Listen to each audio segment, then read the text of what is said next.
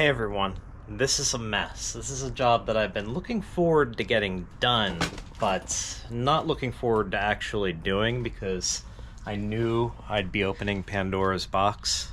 This is sort of multiple projects that blend together, but the objectives are to install an ARB air compressor, install a Switch Pro's 9100 switch panel to control the air compressor, and since that involves electrical work on the dashboard comes apart, and I'm replacing a lot of missing fasteners, tightening up loose components, and removing any superfluous wiring.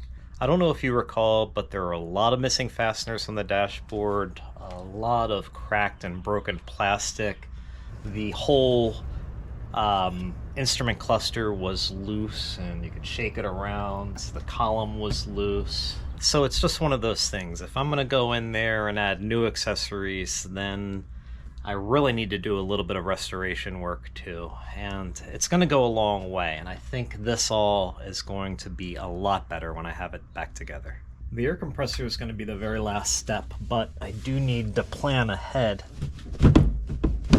Underneath the driver's seat, much like the passenger side, there is this vacant compartment that doesn't really get much use. It fits the ARB Twin Air perfectly. So that's where that's going to live.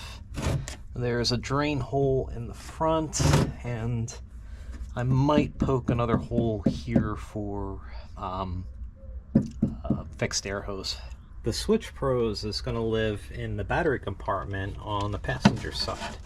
So the module will be mounted down here. I already ran the wiring harness for the button panel, including some extra wires up to the dashboard, through here, and then up, and then here they are here.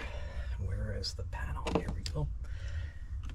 And then that's going to be installed there. And this is going to control the air compressor, dome light, reverse light, and assorted other things. Oh, also the USB outlets are going to be on here. Running the wiring harness was really the hard part, and that's done. So now I can start tidying up and plugging things in. I decided to permanently remove the head unit, and I gave this a good bit of thought because I like music, but I've had the Land Rover for, I don't know, over a couple years now, and I've used this only once, and I didn't even enjoy it. And especially when I'm at speed, you can't hear much over the wind noise and the rattle of the turbo diesel. So I thought about it, and on an occasion where I'm doing a really long cross-country slog, my AirPods are all that I really need.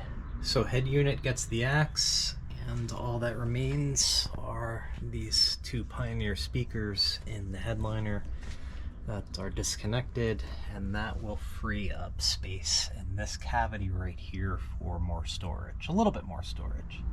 After over 30 years, the Defender dashboard plastic is notoriously brittle.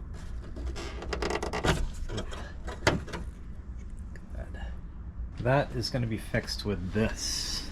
It's a metal dashboard brace. Here's the equivalent of the piece that I just broke off, and a metal binnacle to replace this plastic one. I'm gonna have to put it back in and drive to know for sure, but I think I fixed the stuck odometer by giving this a good shake and attaching the Ryobi drill to the back of it. I put on about 10 miles and it looks like it's turning again. So it's a few thousand miles behind, but it should be good now, I think. Okay.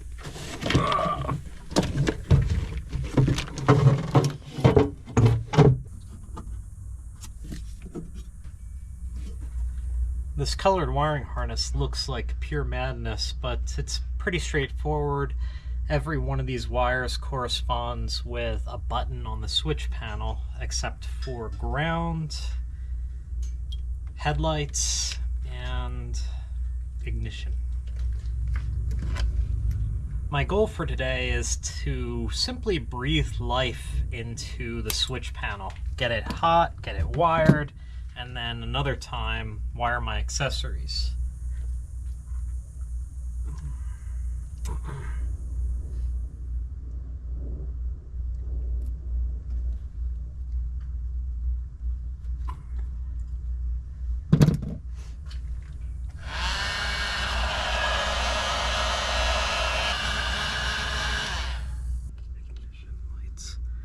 I'm making my core connections up here in the dashboard tray for the sake of convenience, because everything here is easy to reach and there's everything that I need.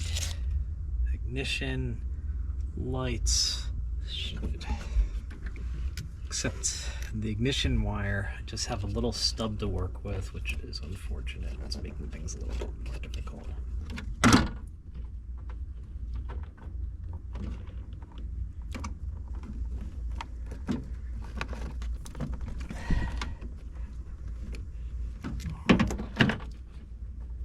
This is just a rough mock-up for now to do some initial testing.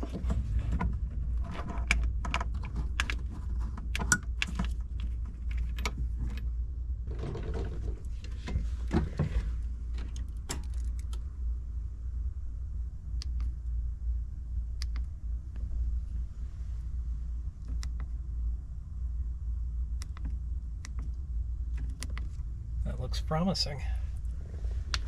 It's not wired to any accessories, so doesn't do anything right now, but that's a start.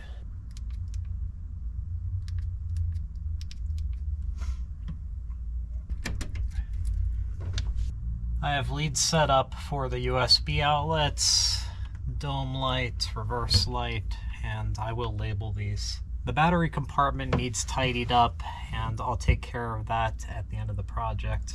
So this video is a short update to show you some of the things that I'm doing with the Defender. And time is of the essence. In a few weeks I plan to take this on an adventure out of state, and it has to be ready, and I'm trying to get it ready as quickly as possible. I'm not making a lot of videos about the project, one, for the sake of speed, but I am blogging about my work with the Defender. So on venture4wd.com, if you go to the Defender journal, you can see everything that I've done so far. I've got the winch installed with a new winch bumper, got that working great. And once this chaos is all done and the air compressor's hooked up so I can air down and air up easily, this is going to feel like a new machine. Soon, Shannon and I will be flying east to visit my family. And then when we get back from that trip, this should be done, and we plan to take 2 vehicles into the mountains. And that's going to be an extended adventure that I can't wait to make videos about, just in time to escape the desert heat.